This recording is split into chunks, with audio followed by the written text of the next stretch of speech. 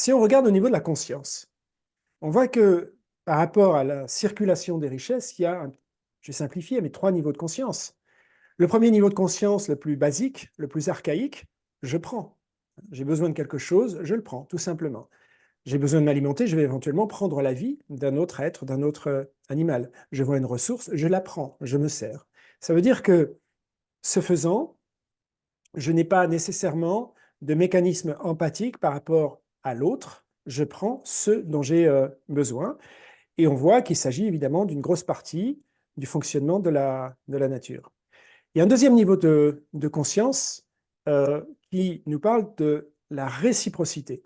Là, la réciprocité, ça veut dire qu'on va faire du donnant-donnant. Donc, on se trouve dans une relation, euh, on va dire, je veux dire bilatérale, où là, je me mets à avoir une relation avec l'autre, je comprends ses besoins, il comprend mes besoins, on va avoir une tension, on va dire une négociation, et puis on va faire un échange, soit sous forme de troc, soit sous forme monétaire dans les civilisations plus récentes. Et puis, il y a un troisième niveau, il y a le niveau du don. Alors, le don, ça veut dire que si je donne quelque chose à quelqu'un ou à d'autres êtres, je me trouve dans une relation profondément empathique, plus encore que celle simplement du troc ou de l'échange. Et réciproquement, évidemment, si une personne me donne quelque chose, si je reçois quelque chose, elle se trouve aussi dans une relation empathique avec moi. Donc dans la relation de l'échange, on va dire, classique, qu'on connaît, de l'économie de marché, il y a ce qu'on appelle une négociation, la tension de marché, chacun va essayer d'obtenir le plus des autres, alors que dans l'économie du don, il y a une délibération. Ça veut dire qu'on va aller vers une convergence des intérêts et on va essayer de voir ce qu'il y a de mieux pour tout le monde. Alors évidemment, en faisant ça, je vous fais des classifications très nettes, hein. Donc il y a prendre, échanger, donner.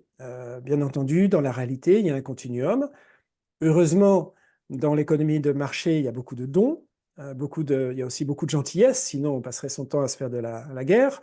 Le fait de prendre ne veut pas nécessairement dire pardon, de voler ou un acte agressif. Ça peut représenter ça, mais il y a aussi, si je vais prendre un fruit sur un arbre ou si je vais prendre quelque chose qui ne sert pas forcément à d'autres personnes ou à d'autres êtres, vous voyez, il y a tout un ensemble de nuances. Donc il faut voir ça vraiment comme un continuum. Mais en tout cas, vous voyez, ce qui m'a motivé au début, touchait donc à cette question d'intelligence collective. Peut-on faire des économies du don à grande échelle pour l'intérêt pratique que cela amène? Ça veut dire la facilité de circulation des richesses. Et puis, cette relation, ce contrat social que ça engage m'intéressait aussi sur un plan plus personnel. Voilà un petit peu le point de départ.